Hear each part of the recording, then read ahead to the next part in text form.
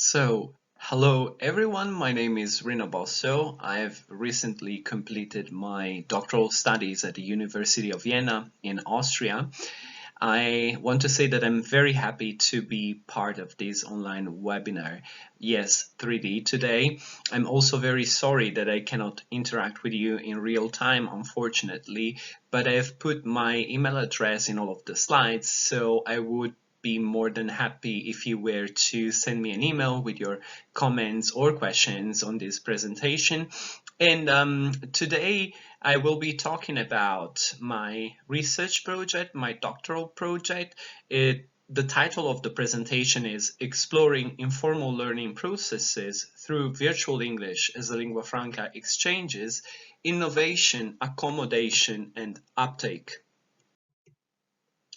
What my project is all about is complex communication in the 21st century.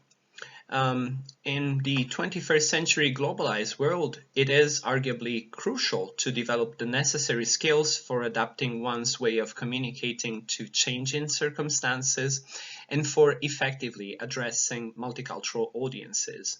As argued by the National Research Council of America, the 21st century skills include being able to solve complex problems, to think critically about tasks, to effectively communicate with people from a variety of different cultures and using a variety of different techniques.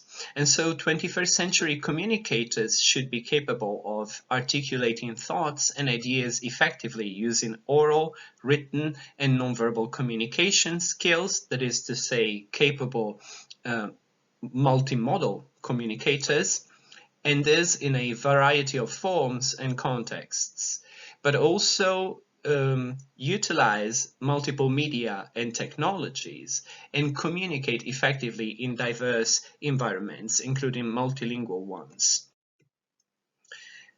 Well, I believe that communicating effectively via English as a lingua franca is a 21st century skill.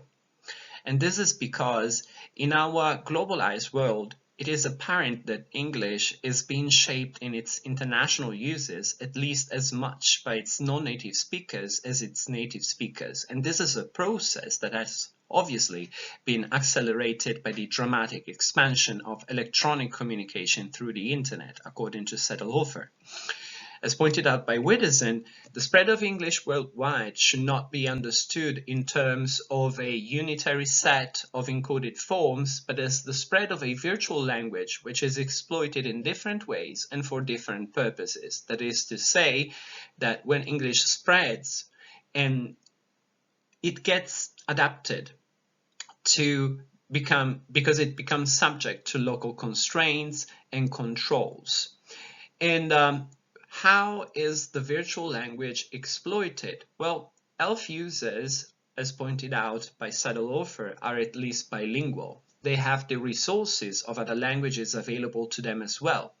And consequently, ELF can be conceived of as a hybrid, a composite kind of English. And elements of the other languages are adjusted to suit the virtual encoding rules of English. Since nonconformities may arise in ELF interactions, ELF communication can be considered to be a controversial topic when it comes to language education. And even though over the last couple of decades, ELF studies have gathered momentum and have attracted the attention of several international scholars, the study of English as a lingua franca has given rise to a good deal of controversy, and objections have been raised about its pedagogic relevance.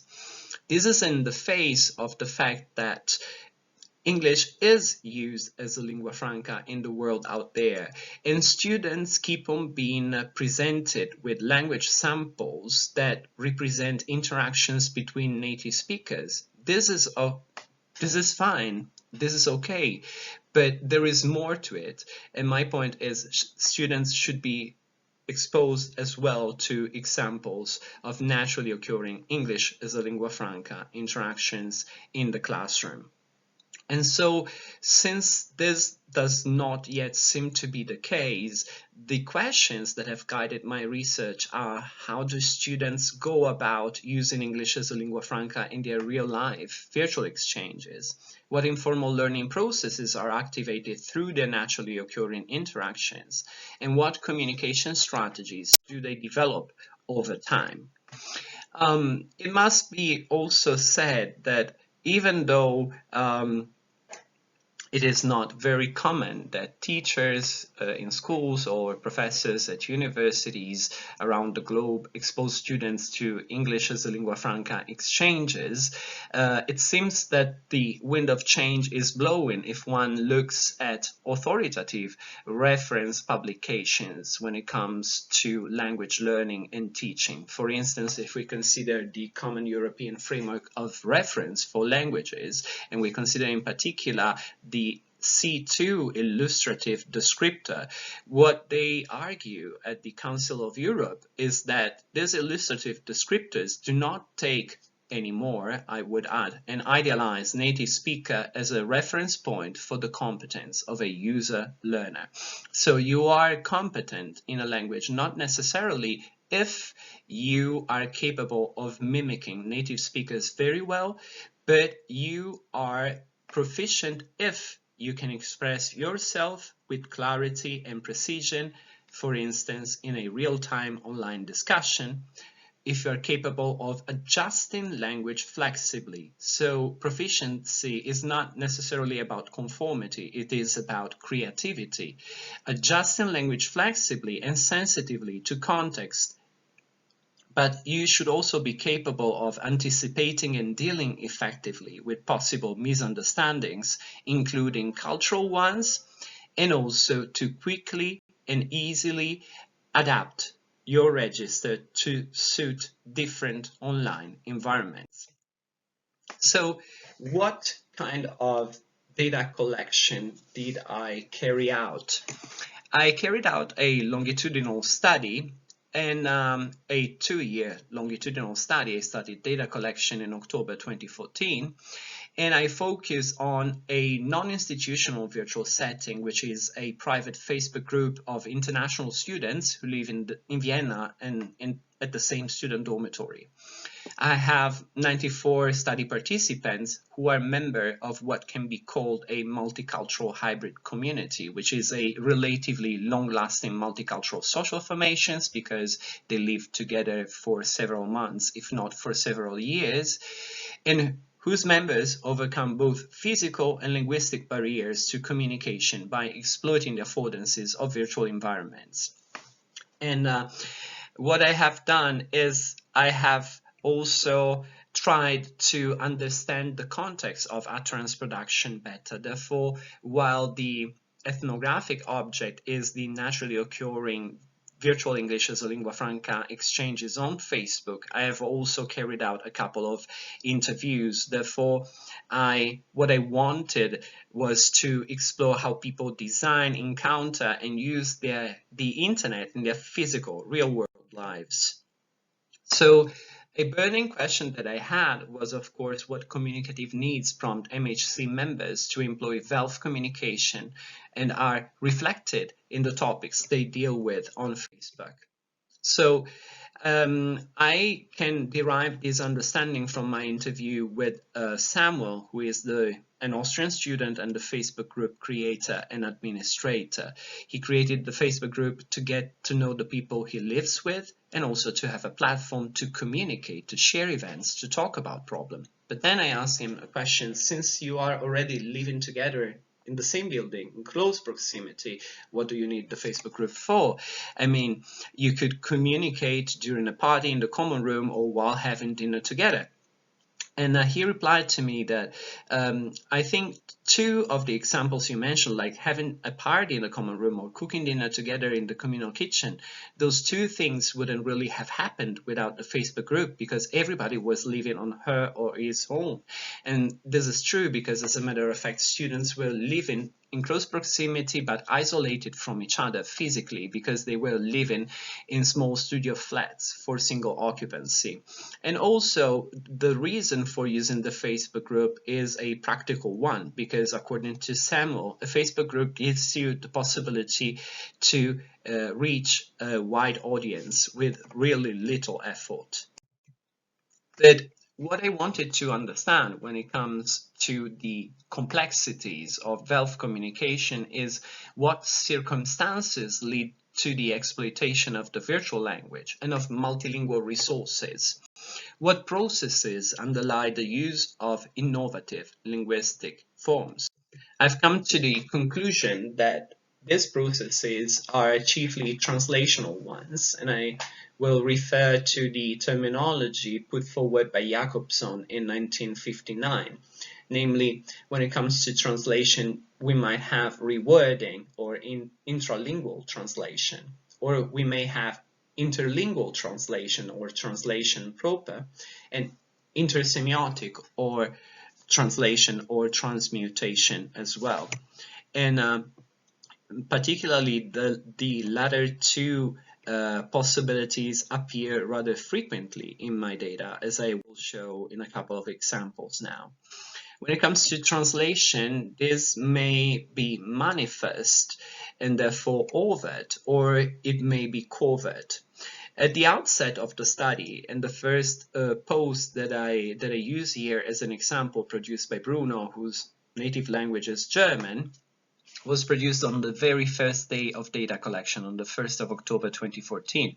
Here he has just arrived at the student dormitory, and so he does not know yet whether it is better to ask questions, to ask for objects via English or German. So he decides to produce a full-fledged translation, a parallel text in English and German. What he is looking for is a bouillon cube or a stock cube, if you like, but it is interesting to see here that what he does is he creates a more semantically transparent translation. There is a word-by-word translation from the German Suppenwürfel for the target lexical item soup cube, which is arguably more semantically transparent. It is a cube for making soups and not for making bouillons or stocks. Over time, perhaps study participants feel safe with English because, as a matter of fact, there is code mixing in their utterances, but it seems that English functions as the matrix language, and English is enriched with the language that is used in the habitat, namely German. In this case, we have Daniel in his reduced translation, who invites his fellow student dormitory residents to join him at 9:30 in the common room, Aufenthaltsraum, as is the term engraved, in the metal plate that is visible in the physical place where this room is. And then when it comes to the further complexities of VELF communication, it is not just that there is translation, multiple languages that can be used at the same time, code switching, code mixing, but there are also covert L1 induced translation. Here we have a complaint by Jerome, for instance. He is complaining here of the cleaning lady. She started knocking on his door, and she woke him up. She woke him up forced to knock this morning instead of by dint of knocking. And so we have this innovative collocation, which is actually the result of Jerome drawing upon his native language, French, where the collocation a force de, just like the collocation in Spanish a fuerza de, or in Italian a forza di, are commonly used. Once one has a look at the complexities in there, it is then important to see how MHC members learn to overcome their communicative issues, how they preempt even their communicative problems before any communicative issues arise at all. And also to have a look, thanks to the longitudinal perspective at the signs that indicate for informal learning processes concerning effective communication strategies that suit their specific communicative needs. And so when it comes to these strategies aimed at averting potential communicative problems, these have been extensively reported in English as a lingua franca exchanges, spoken ones. In Kaur, for instance, suggests that self-repair may be used also when no actual error or mistake occurs in order to make things clear, explicit, and specific so that nothing goes wrong in the first place. Now, these strategies aimed at preempting communicative problems are also present in my data. Only what is interesting to note is that often these are realized via the use of nonverbal signs via multimodal glossing or transmutation. So in December 2014, and so we are still in the first phase of my data collection, we have an example of glossing, verbal glossing. So here we have the problem for Sally. It's the problem of the subject utterer herself. She is looking for a tape measure, but the term tape measure does not come to mind. I forgot the word. So she glosses the term. Does anyone have this thing to measure humans' height, the volume of waste, etc.? Meta auf Deutsch. Oder as an alternative, additional actually, strategy, what she does, she switches to German as well in order to achieve her communicative goals. Samuel, whose native language is German, replies Maßband in German or measure tape in English. It is interesting here, once again, that we have a word by word, well, literal translation from the German, and so the collocation follows the order it has in German. So Maß, measure, Band, tape instead of tape measure. And this is the term which is taken up, which is picked up actually by Sally and reused in her own utterance. Now she can fill the lexical gap in the utterance. Thank you, Samuel. So does anyone have tape, measure tape, Maßband? And somebody replies to her and is willing to offer the tape measure. But the strategy of multimodal glossing, of transmutation, if you like, can also be used in order to help the audience understand a target lexical item which the subject utterer assumes to be unknown to the audience. In this case, we have Sally again. Hey people, does anyone have a mixer and a ladle? For those of you who have no idea of ladle, I attached a picture.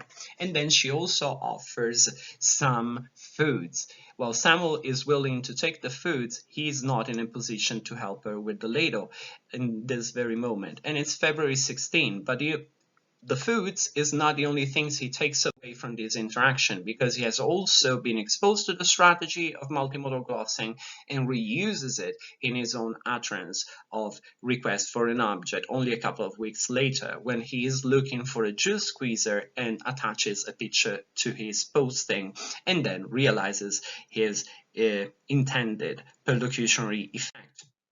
So the question is, we have hybrid communication in English as a lingua franca exchanges, and some strategies and informal learning processes going on in multicultural hybrid communities. How can these observations inform the 21st century English language classrooms? How can this reality be reconciled with and find its place in formal learning contexts? It seems that VELF exchanges are instances of complex communication that are characterized by the flexible adaptation of English and other linguistic and nonverbal resources to the online communicative needs of multicultural social formations. And that translation, whether overtly or covertly, interlinguistically or intersemiotically, plays a major role in the VELF exchanges investigated in this study. Yet, according to the Cambridge University Press and Cambridge Assessment English, there is still a widespread belief that a language is best taught through the medium of that language itself, with no reference to or use of the student's own languages. And the question is, since the reality actually of language use seems to be rather different, shouldn't translation find its place back in the English classroom? Another consideration is that the implications of this study are that students should really be involved in their own virtual English as a lingua franca exchanges. For, as argued by Lewis and O'Dowd, virtual exchange allows for the engagement of groups of students in online intercultural exchange and collaboration with partner classes from other cultural contexts or geographical locations under the guidance of educators and of expert facilitators.